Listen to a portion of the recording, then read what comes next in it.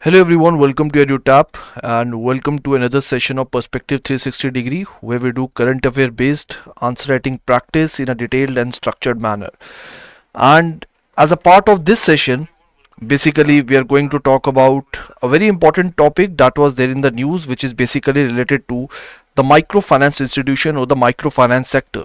So why we are discussing this topic? Basically, the Indian microfinance sector has arrived at a major landmark celebrating its 50th anniversary. Fine, and that is the reason why we are discussing this topic as a part of this session.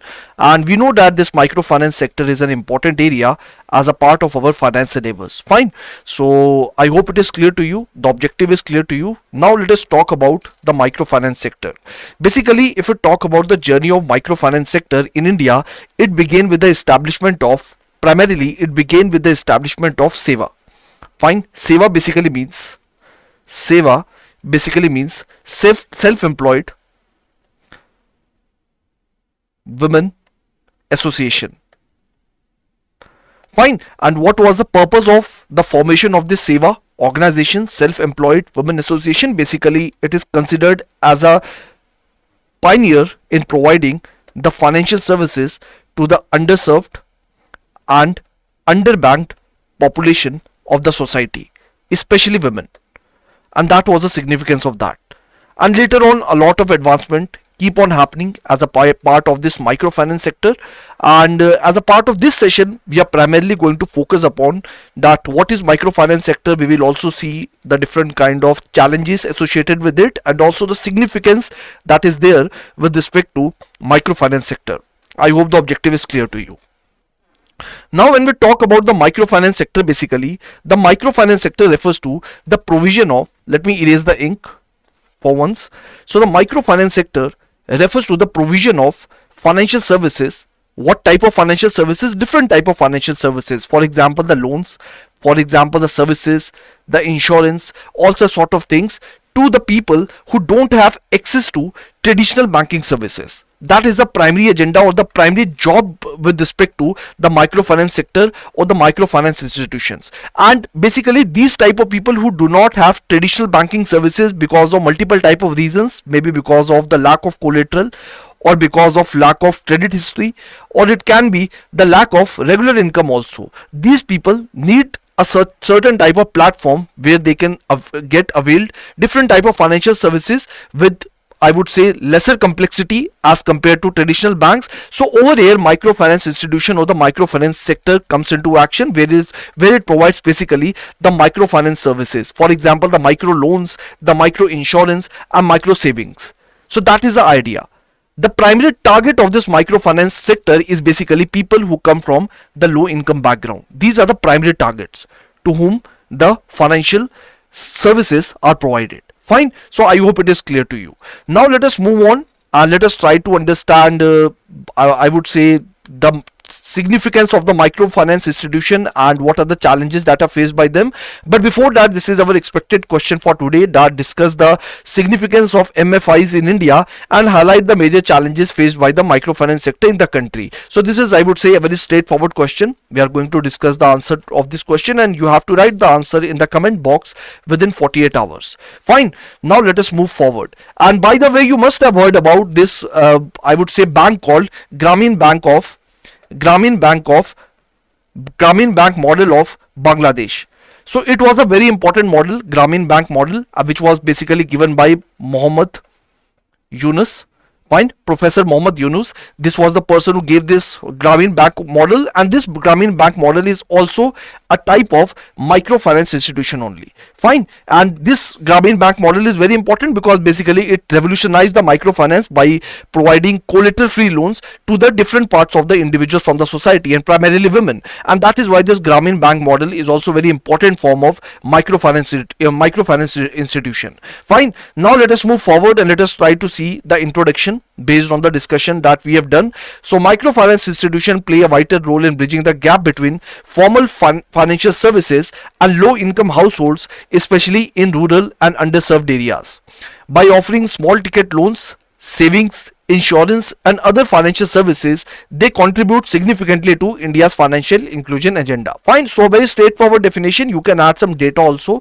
If you have any data, you can write that too, that how the percentage or the number of microfinance institution on an average that are there in our country. You can talk about that too. Fine. So this is, I would say, a very straightforward introduction on the basis of our question. Now let us talk about the first part of the body, which is the significance of microfinance in India. So the first and the foremost objective is very easy to understand, which is the financial inclusion and access to credit. When we talk about the microfinance institution, and if we talk about the status of India with respect to the availability of the financial services, then the World Bank says that approximately 190 million adults in India did not have access to financial services in 2019. And these microfinance institutions, they fill the gap by offering different type of services like small loans, the micro savings, the micro insurance, and all such kind of things to the low income individuals.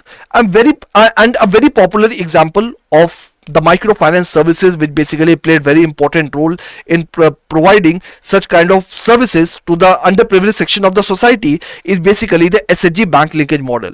Now what happens in case of SHG bank linkage model? It is a very popular model that was initiated by NABARD. Fine. Primarily it was initiated by NABARD in order to provide the financial services in an inclusive manner. And as a part of this model, basically what happens, first of all, there is formation of SHG. Fine. A certain type of self-help group is formed when different individuals come together that have a common I would say objective in their mind, and they want to raise their socio-economic status. So what they do, they form a certain type of self-help group or a SHG. Then what happens afterward? When these members come together, basically these members, they contribute to a common saving fund. Fine. Through regular contribution, they are able to generate this common saving fund. Basically this increases the income or the pooling of money as a part of this overall SHG. And once the money has been added to this common saving fund, and once this SHG sees a certain type of stability, so after this, what this SHG can do, well, once they have a common saving fund, or when they have a active saving pool, after that basically they are going to approach the bank. This SHG is going to approach the bank for some kind of external credit. Fine. It is going to avail some form of external credit, and this bank is going to provide the loan to this SHG. And using this loan, what this SHG is going to do, based on that, they can either invest this money in a certain type of business, fine, or what they can do, they can perform the function of internal lending also to the members. So that is the purpose of that. And through this SHG bank linkage model, what these SHGs can do, these SHGs can take the loan from the bank. A very important condition is that while taking the loan should be taken in the name of SHG only, and not basically on the name of the member, or maybe if there is any kind of head of that SHG, a very popular individual. So the loan cannot be taken on the name of that individual. The loan has to be taken on the name of the SHG only, and that is the reason why it is called as the SHG bank linkage program. Fine. And if you talk about the data that I have taken the screenshot from the NABARD report only. So over here the data says that since the inception of this scheme, which is the SHG bank linkage program, 17.8 crore households have been savings linked through over 1.44 crore SHGs with deposits of over 65,000 crore. So that is something you can say is the achievement of this SHG bank linkage program. The second point is related to the empowerment of women. So when we talk about the empowerment of women, so SHGs play very important role, including this SHG bank linkage model also, where most of the beneficiaries have been women only. So over here also I would say the microfinance sector has played very important role with respect to the availability of finance to women, because women, the problem with women is that most of the time, I would say one of the most important challenges that women faces basically is the finance.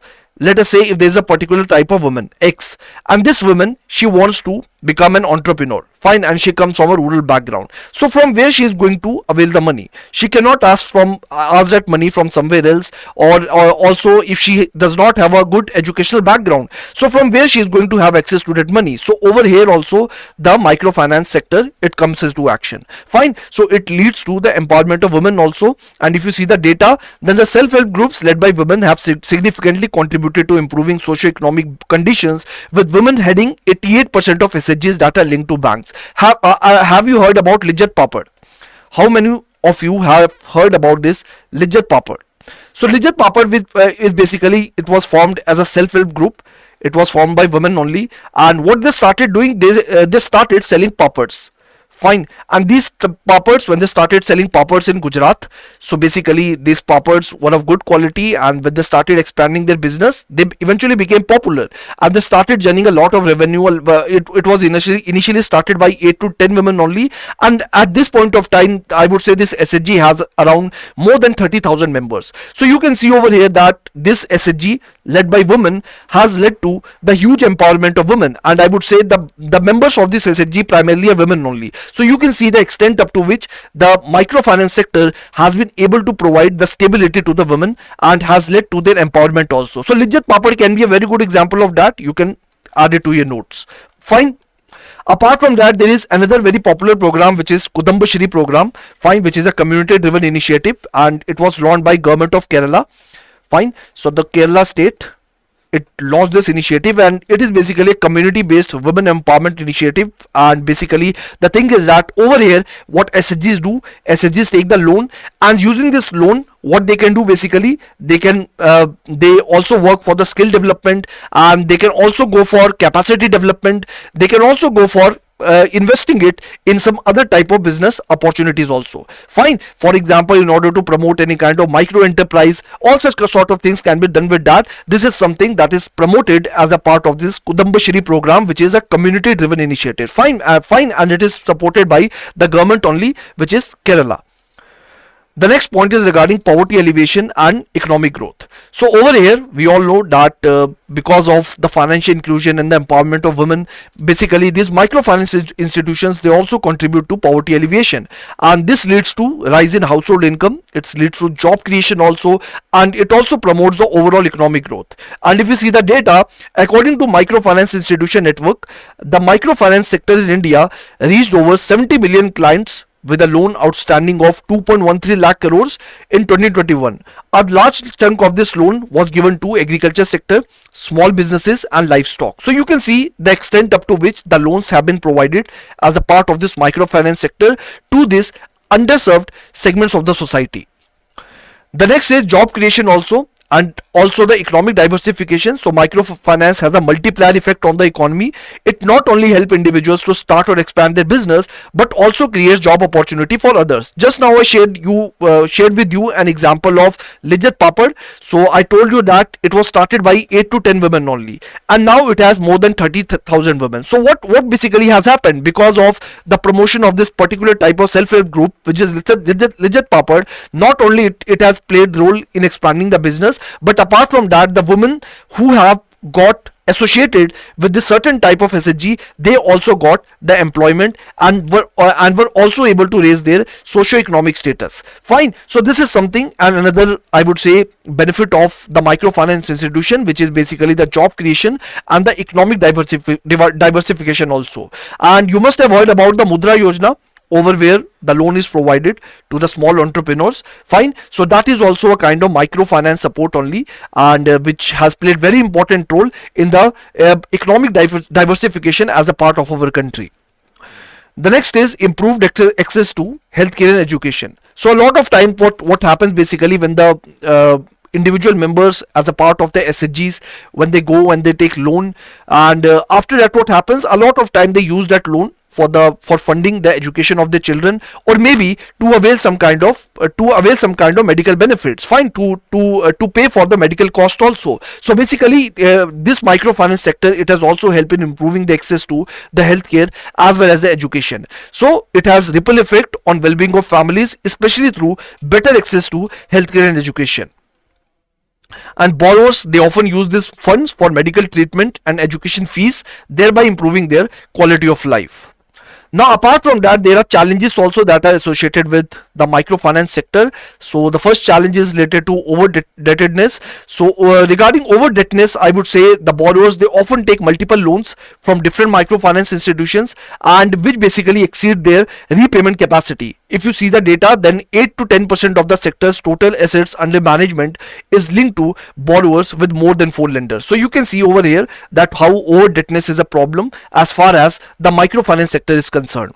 Next point is also very easy to understand, which is regarding operational sustainability. Since this microfinance sector, microfinance institutions, most of the time they are there in the rural area also, and they serve the interest of the marginalized sections of the society only. So basically what happens is that the profit margin of this microfinance institution is pretty much lower, which basically creates constraints, it adds limitations with respect to their operational sustainability. And I've added some data also as a part of it. This data I have taken from this Sadhan, the Bharat Microfinance Report 2022. And over here you can see, you don't have to understand all the details, but you can just look at this line. So you can see that approximately 16% of the microfinance institutions have operational self-sufficiency less than 100%. So you can see that though there are certain type of, I would say, formal microfinance institutions that are, I would say, they are performing well, but around 16%, which is a significant number, we cannot ignore it. So around 16% of the microfinance institution have operational self-sufficiency less than 100%. So you can see that how basically they have challenges with respect to the scalability and the cost efficiency also. And what is the reason? Because basically they are established primarily in the remote and the underserved regions. I hope it is clear to everyone.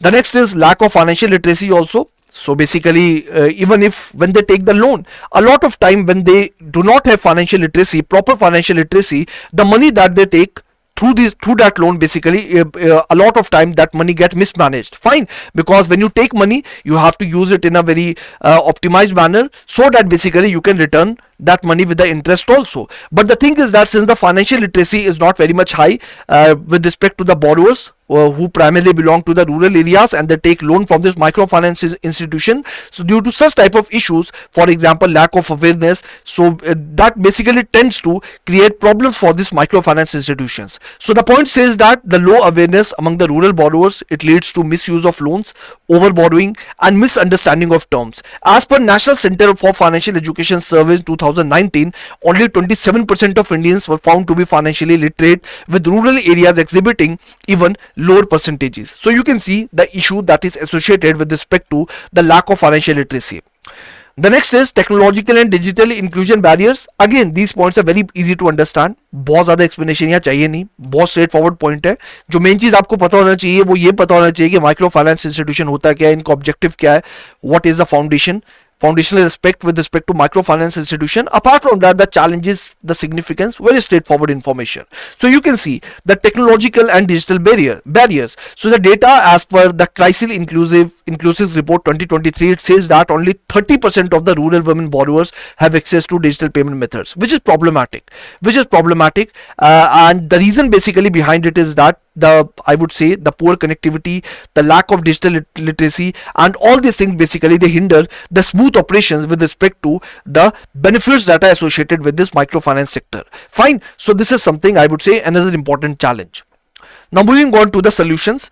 The solutions are pretty much straightforward, and by the way, the solutions are not asked as a part of this question. But why we are writing solution? Because the challenges are being asked. But what you have to do while writing the solutions, since the solutions are not directly asked as a part of the question, so when you are writing solution, you have to write it in a very brief manner. You don't have to over elaborate. You don't have to write lengthy points. You just have to put the headings and just write, I would say, very small, I would say 3 to 4 lines, 3 to 4, I would say not even lines, but for 3 to 4 words on it. Fine. So you can see over here, for example, credit bureau integration, real-time data, Aadhaar linkage, overdebtedness prevention, all these initiatives should be taken. We need to strengthen the financial literacy. We need to bring technologically driven monitoring, fine, by using the platforms like artificial intelligence, the infrastructure support, and we need to have proper grievance redressal mechanism also, fine, through the platforms like ombudsman, borrower awareness, anti-coercion norms. So all such sort of things can be done. और बहुत ही briefly लिखना है आपको क्योंकि directly ये question नहीं पूछा गया है.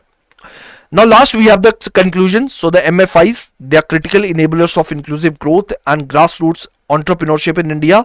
However, to realize their full potential, challenges like over-indebtedness, high cost, and lack of financial awareness must be addressed through robust regulation, technological integration and targeted literacy campaigns. Strengthening the microfinance ecosystem will significantly contribute to India's goal of holistic financial inclusion. So very straightforward conclusion, बहुत ज़्यादा इसमें समझने वाला नहीं है, but ये topic आपके exam के लिए थोड़ा इंपॉर्टेंट है. Why is it so? Because 50 साल हो गए हैं माइक्रो फाइनेंस सेक्टर को formally established किए हुए.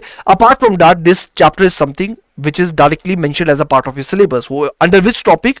Under the topic of financial inclusion. This is where we cover this microfinance institutions. Fine. So that is why you need to prepare it. You need to have some notes with respect to this topic. Fine. And also the value addition stuff. Now this is the question, the answer of which you have to write in the comment box. So discuss the significance and also the challenges. 600 word, 15 marks. So go for it and write your answers in the comment box. Fine. And try to write the points in your own language. Do not try to copy paste things, because the topic is also very much easy. It is doable.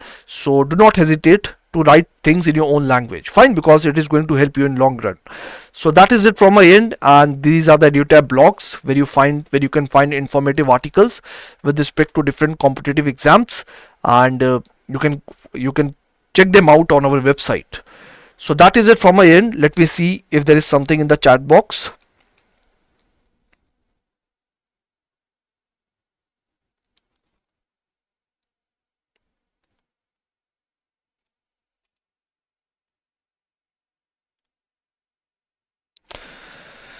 Sir आपने economic survey में data mention किए थे, do we नहीं, queen bee, no you don't have to remember all the data from that economic survey video. सभी सारा data नहीं याद रखना है, ना ही याद रखना इतना सारा पॉसिबल होगा. आपको सिर्फ वही डेटा याद रखना है जो आपको लगता है कि आप एग्जाम में यूज कर सकते हो. ठीक है, तो वही डेटा याद करो. और स्पेशली जो कॉम्प्लेक्स डेटा होता है, जैसे कि लिखा हुआ है 1.44 करोड़, ठीक है, 1.75 मिलियन, वो सब जो थोड़ा कॉम्प्लेक्स डेटा है वो थोड़ा कम याद रखो. उससे अच्छा कोई उसका ऑल्टरनेटिव फॉर्म ऑफ डेटा हो, जैसे कि 27%, 31%, कुछ परसेंटेज वाइज डेटा हो, याद रखने में ज्यादा आसानी होती है, वो याद रखो. अपार्ट फ्रॉम दैट उस तरह का डेटा याद रखने की कोशिश करो जिसको आप मल्टीपल जगह पर यूज कर सको. फाइन. तो अगर मैं फॉर एग्जांपल मेरे पास अगर इनइक्वालिटी से रिलेटेड कोई डेटा है, तो मैं उसे पॉवर्टी के लिए आंसर में भी लिख सकता हूं, मैं उसे फाइनेंशियल इंक्लूजन के चैप्टर आंसर में भी लिख सकता हूं, मैं उसे इंक्लूसिव ग्रोथ के आंसर में भी लिख सकता हूं. फाइन. सो अगर कोई इकोनॉमिक ग्रोथ का क्वेश्चन आ जाता है, वहां पर भी मैं इनइक्वालिटी का पॉइंट लिख सकता हूं. तो डिफरेंट जगह पे एक पॉइंट को लिखा जा सकता है. तो उस तरह का पॉइंट्स भी याद रखने की कोशिश करो, डेटा कोशिश करो. बट ऑफकोर्स सारा डेटा तो आपको नहीं याद रखना है जो मैंने वो इकोनॉमिक सर्वे वाले चैप्टर्स में किया है. बट जो की इंपॉर्टेंट डेटा है, जो आपको लगता है कि ये बहुत significant data and I must write it as a part of my answer in the examination, so do remember that data. Fine. So that is the idea. I hope it is clear. So now I'm ending the session.